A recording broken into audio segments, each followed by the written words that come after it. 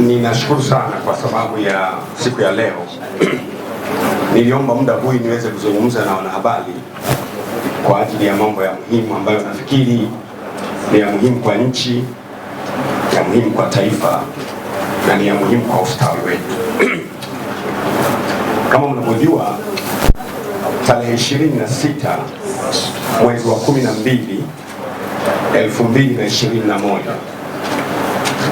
Mheshimiwa Spika wa Bunge la Jamhuri ya Muungano wa Tanzania, Mheshimiwa Job Ndugai alizungumza maneno ambayo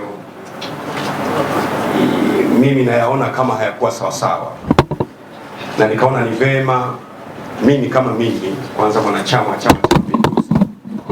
Chama cha Mapinduzi, na kama Gwajima nina mawazo na mimi kuhusiana na maneno hayo aliyosema. Kwanza, kwenye maneno aliyosema hiyo tarehe 26 mwezi wa 12, sijui alikuwa wapi, lakini hasa content ya maneno ilikuwa hivi. Kwanza, content ya maneno alikuwa anamlaumu Rais wa Jamhuri ya Muungano wa Tanzania kwa kukopa. Alikuwa anasema kwamba unaona, mnakopa sana, utafika wakati nchi itapigwa mnada. Alafu jambo lingine alilosema, akasema kwamba anaona yeye deni la taifa limefika trilioni 70, na kwamba alizungumza mambo mengi negative ambayo nilifikiri ni muhimu, mimi yamenigusa. Sasa nataka kuzungumza mambo kadha wa kadha. Jambo la kwanza ambalo la muhimu sana ni kweli, nikubali kwamba madeni sio mazuri. Nikubali kwenye maisha madeni sio mazuri, hata kwako binafsi kudaiwa kuwa na deni sio vizuri. Na pia nikubali kwamba wakati mwingine deni linapokuwa kubwa na kuipeleka nchi kufika mahala pa kutokopesheka si vizuri. Hizo ni kweli ambazo ningependa kukubaliana kwamba debts are no good, na madeni yanapokwenda ng'ambo ya kuifanya nchi isikopesheke ni mabaya. Lakini hebu nianze na hiyo ambayo Mheshimiwa Job Ndugai, bosi wangu wa bungeni, alizungumza. Kwanza, alikuwa anashangaa kwa nini mama amekopa 1.3 trillion. Jambo hilo linishangaza sana kwa sababu hii 1.3 trillion tarehe 6 na tarehe 7 mwezi wa 10 ilipokelewa bungeni kwenye kamati ya budget. Kamati ya budget ya bunge ilipokea hiyo taarifa ya mkopo, ikapokea, ikajadili na ikapitisha. Hiyo ilikuwa tarehe 6 na tarehe 7 mwezi wa 10. Kwa hiyo mheshimiwa bosi wangu, nashangaa sana anawezaje tena kutoka nje kujadili kwamba Mheshimiwa Rais wa Jamhuri ya Muungano wa Tanzania amekosea kukopa, wakati tayari mkopo ule umepokelewa bungeni kwenye kamati ya budget. Kamati ndio mikono ya spika. Kwa hiyo ninaanza kuona there was a problem, kwa sababu kama alikuwa na nia ya kukataa, angekataa pale bungeni mahala ambapo hiyo deni lililetwa, mkopo uliletwa, lakini hakufanya hivyo bungeni. Bana, matokeo yake baada ya mwezi mzima na nusu, tarehe 26 ndiye anatoka hadharani anasema kwamba nchi itapigwa mnada. Jambo la pili, Mheshimiwa Spika ni mjumbe wa kamati kuu ya Chama cha Mapinduzi, mahala ambapo ni watu wachache sana na nafasi hiyo. Kama kweli alikuwa haridhiki na huu mkopo, angejadili kwenye kamati kuu ya Chama cha Mapinduzi ambayo ilikaa juzi tarehe 17 mwezi wa 12. Kwa hiyo alikuwa na lumu ya kujadili kwenye kamati ya bunge ulipoletwa bungeni mwake, na alikuwa na nafasi ya kujadili kwenye kamati kuu. Angeuliza, Mheshimiwa Rais yuko pale na wajumbe wa kamati kuu wako pale, lakini Mheshimiwa Spika hakujadili hilo deni, hakujadili hiyo mkopo kwenye bunge. Matokeo yake alipitisha, ukajadiliwa, ulipokelewa, ukajadiliwa, ukapitishwa kwenye bunge lake, na wala hakukwere wa mkopo kwenye kamati kuu. Baada ya mwezi mmoja na nusu baadaye, Mheshimiwa Spika anatoka anasema wazi kwamba nchi itapigwa mnada. mimi naanza kuona there was a problem, kuna tatizo, kwamba kwa nini Mheshimiwa Spika asiargue na mkopo huu bungeni kwake, umeletwa, umepokelewa, umejadiliwa, umepitishwa, na kama alikuwa na garage, labda alishindwa, kamati kuu angeweza kuargue namna hiyo. Cha tatu, angeweza pia kumtafuta Mheshimiwa Rais. Mheshimiwa Rais, ninakuhitaji, angezungumza naye kutokuridhika na mambo ambayo, na hiyo 1.3 trillion ambayo mheshimiwa ambayo serikali ya Jamhuri ya Muungano wa Tanzania imepokea. Kwa hiyo mimi naanza kunote kwamba kulikuwa na nia off, hakukuwa na nia iliyonyoka mpaka pale. Lakini pia kuna jambo ambalo ni muhimu sana niseme, sio awamu ya 6 ambayo ni ya kwanza kukopa, sio. Nimejaribu kufanya upembuzi na nikafuatia kwa makini sana. Kwa mfano, wakati wa Mwalimu Nyerere kuanzia mwaka 1961 mpaka 1985, wakati Mwalimu anaacha urais, kulikuwa na deni la almost dola milioni 998. Nimeshindwa kuconvert kwenye T-shillings kwa sababu exchange rate ya wakati ule huwezi kuipata, lakini lilikuwepo deni ambalo alikuwa kuja kulichukua Mheshimiwa Mwinyi. Lakini wakati Mwinyi anaingia kutokea 1985 mpaka 1995, naye kulikuwa na deni, ilikuwa almost dola milioni 5,370, ambazo nazo sikuweza kuziconvert kwenye exchange rate kwa sababu sikuipata exchange rate ya dola kwa wakati ule. Kulikuwa na madeni, nchi ilikuwa na madeni. Lakini wakati Mkapa anaingia madarakani, amekuta na yeye nchi na yeye ina deni, tuko kwenye deni ambao lilikuwa almost trillion 9.95 za Tanzania, deni ambalo si lake lakini limetoka kwa warithi wake. Ndipo nchi inapoendeshwa. Anapokopa hakopi mtu, inakopa nchi. Kwa hiyo kumwataki Mheshimiwa Rais, sema kabisa, mama juzi amekopa 1.3 trillion. Hiyo ni kupersonalize issue. You don't personalize issues in the issues regarding the country. Inakopa nchi, italipa nchi, itadaiwa nchi na sio mama. Kwa hiyo mimi nikafuatilia tena wakati Kikwete anaingia madarakani. Kuanzia 2005 mpaka 2015 Tanzania kulikuwa na deni lililokuwepo external debt la kutokea nje, ilikuwa ni trillion 33.3 ambao limetokea kwa Mwinyi. Lakini haitoshi, wakati Magufuli anaingia madarakani kulikuwa na deni pia trilioni 56.15 ambao limetokea kule. Na siku Magufuli anaondoka, nimeangalia takwimu ya tarehe 18 Machi 2021, wakati Mheshimiwa Dr. Magufuli anafariki, ameacha deni liko trilioni 64.13 ameliacha hapa. Samahani, wakati Magufuli anafariki ameacha 56.15. Kusahihisha habari, wakati Magufuli anafariki Machi ameacha 56.15 deni la nchi. Ndio siku anafariki trilioni. Sasa unakuja kumshangaa Spika anasema hivi, mpaka sasa hivi deni la nchi ni trilioni 70, kana kwamba hizi trilioni 70 zimekopwa na Mama Samia Suluhu Hassan. Anabebesha mama mzigo wote wa madeni kule ya nyuma, as if mama mwenyewe ndiye alikopa. This is not right. Sasa by March hii kufika mpaka Disemba hii, ukiangalia hata jumla ya deni ambayo serikali ya awamu ya 6 imekopa ni kidogo tu. Sasa ni kitu gani kilikuwa kinamfanya Mheshimiwa Spika kwanza ang'ang'ane kumbebesha mama madeni yote ya trilioni 70 wakati ni mtiririko wa madeni kutokea mwanzoni? Kitu gani kilikuwa kinamfanya Spika asikatae huu mkopo ulipofika bungeni? Kitu gani kimemfanya Mheshimiwa Spika, bosi wangu, asizungumze kwa habari ya kudinai mkopo kwenye kamati kuu au kwa njia nyingine? Mimi naweza kunote jambo la kwanza ambalo mimi na note. Bahati mbaya sana wenzangu wanapenda kusema uongo. Mimi wasisemi uongo. Nasema siku zote ukweli ni kama kisu cha daktari chenye lengo la kupasua na kuleta tiba. Uongo ni sawasawa na dawa ya kuondoa maumivu, inayokuondolea maumivu kwa muda, baadaye unakufa polepole. Truth is God. When you say the truth sets you free. Kweli na kuweka huru. Kwa hiyo mimi naanza kunoti nia ya Mheshimiwa Spika haikuwa nzuri. Jambo lingine ambalo alisema, ambalo ni very astonishing, akasema kwamba ni nyinyi wenyewe kama 2025 mtaamua kuleta mwingine, sawa.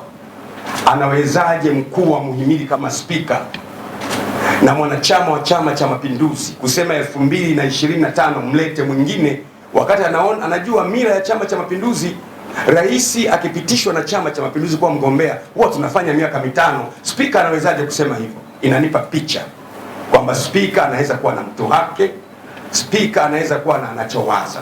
Kwa hiyo mimi nimewaiteni ninyi kujaribu kupata kile kitendo cha mkuu wa muhimili kusema kitapigwa mnada. Kwenye nchi zilizokopa imewahi kupigwa mnada, hicho kitu hakipo. Kwa hiyo hilo jambo kwanza ni la kugombanisha mheshimiwa rais na wananchi, kwa sababu wananchi wataona rais huyu tuliye naye anakopa mpaka ipo siku tutapigwa mnada. Mnada maana yake ni kwamba Dodoma shilingi ngapi, Mwanza shilingi ngapi. Wamekuja wa China na wa Korea na wa Japani na wa Amerika wanauliza Mbeya shilingi ngapi. Wananchi wanachonganishwa ili wamchukie rais wao, kwamba rais wao anakopa mpaka kiasi kwamba siku moja nchi itapigwa mnada. This is not acceptable. Bahati nzuri mimi huwa siogopi sura ya mtu. Mtu anaweza kusema imekuwaje Askofu Gwajima unatoka leo namtetea Mama Samia Suluhu Hassan. Mimi I like truth. Truth is God. Sipendi kuonewa na sipendi kumwona mtu yeyote anaonewa katika uso wa nchi.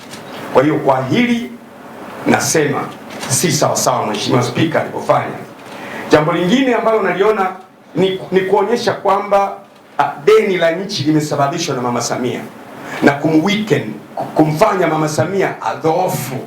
Ile bidii yake ya kutafuta fedha kushoto, kulia, magharibi, wapi itadhoofika, alafu atashindwa kuisaidia nchi.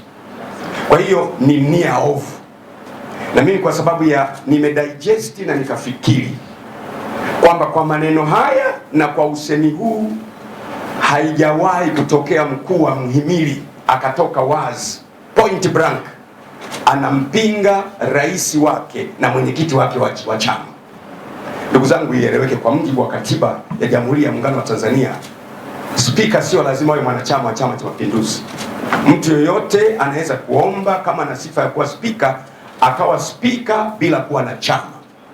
Lakini spika wetu wa sasa Job Ndugai ameingia kwa Chama cha Mapinduzi, kwa ni mwanachama wa Chama cha Mapinduzi. Kwa hiyo alipokuwa anapiga anampiga mwenyekiti wake, alipokuwa anapiga anampiga rais wake na mwenyekiti wake wa chama na chama ambacho kimeunda serikali. Kwa hiyo mimi nawaza there's a fishy story. Mwanzoni alipozungumza mimi niona kama hoja vile, niliona kama ni hoja, kwa sababu alikuwa anazungumza kwa nguvu vibrant. Nikamtumia na message nikamwambia this is Ndugai I know, kwamba Ndugai nayemjua ndio anasemaga. Nikamtumia this is Ndugai I know. Akaniambia mtani, naumwa, nimechanja lakini mimi naumwa. Nikamwambia mtani, hautakufa mpaka tumalize safari, maana yake tufike 2025. Unanielewa eh? Baada amesema maneno hayo tarehe 26 mwezi wa 12, tarehe 8 baada ya siku 9 baadaye anatoka tena kusema nimekosa mimi, nimekosa sana, Mungu nisamehe, Watanzania mnisamehe. Come on. What kind of a person, ni mkuu wa muhimili wa namna gani anaweza kusema jambo A mbele ya Tanzania yote alafu baada ya siku 9 akalibadilisha? Je, tutamwaminije kwamba kuna mambo mengine atayabadilisha yawe kitu kingine na tutapata hasara kiasi gani?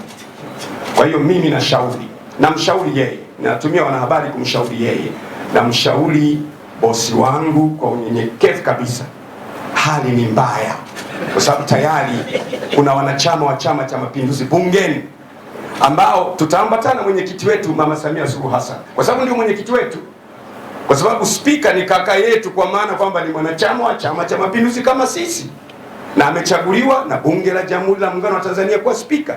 Kwa hiyo wabunge wataambatana na mama, atajikuta kwenye bunge pale anapwaya na nchi itapwaya na tutagawanyika makundi mawili.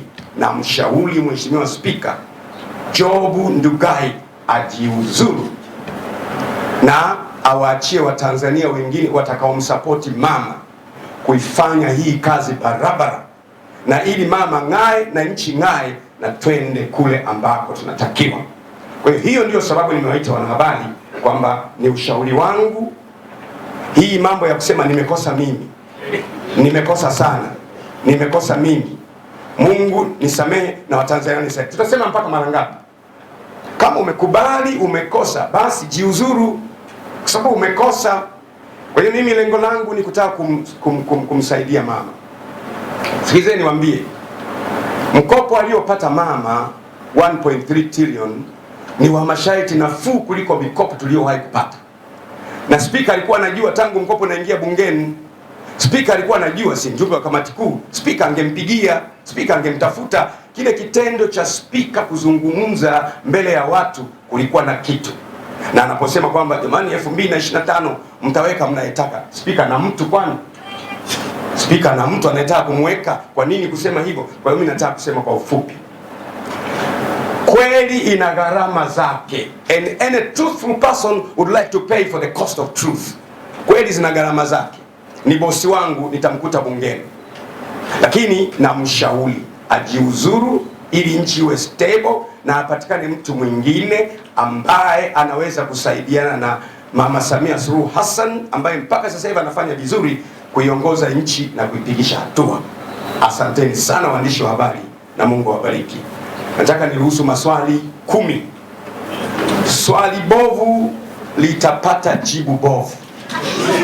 Swali la akili litapata jibu la akili. Namkumbuka profesa wangu mmoja aliniambia, on every dubious question must attract a dubious answer.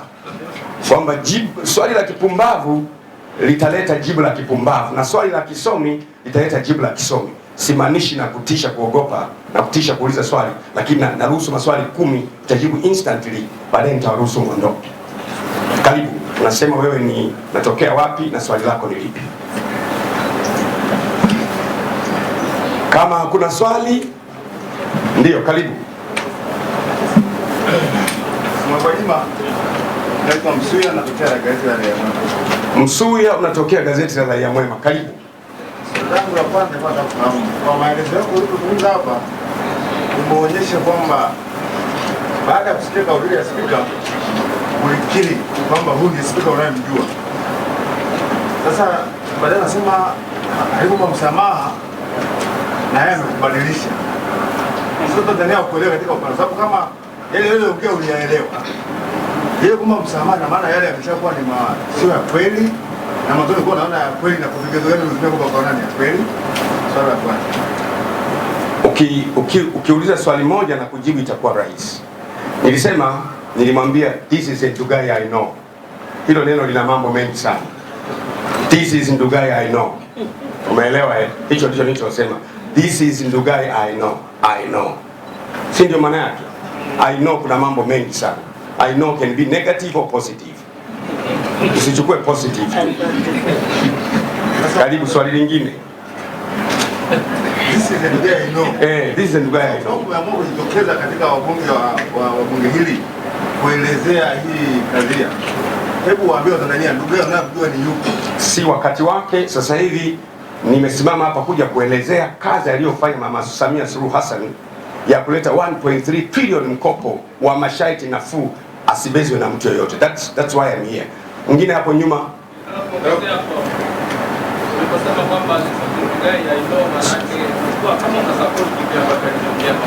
wewe ndio umesema, lakini mimi nilisema this is Ndugai I know.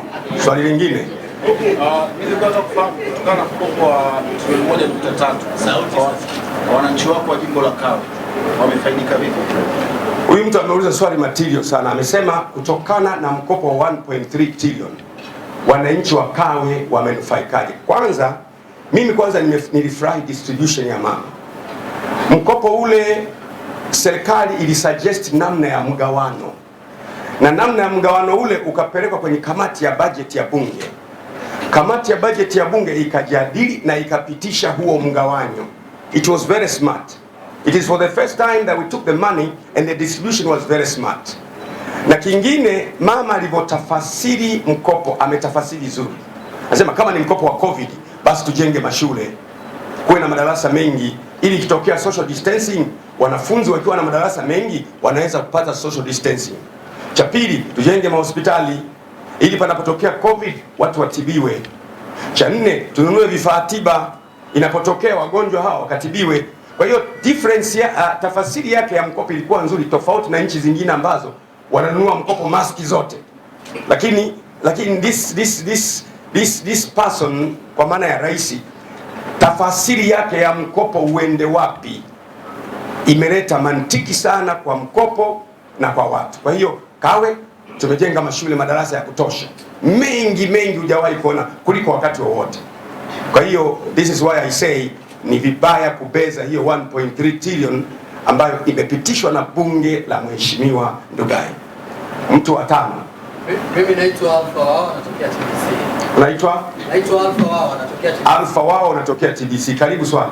Kwa kuwa Mheshimiwa Job Ndugai ameomba msamaha na nyinyi viongozi wa dini mmekuwa mkituhubiria juu ya msamaha, huoni ni nafasi yako kumwombea pia msamaha na akasamehewa?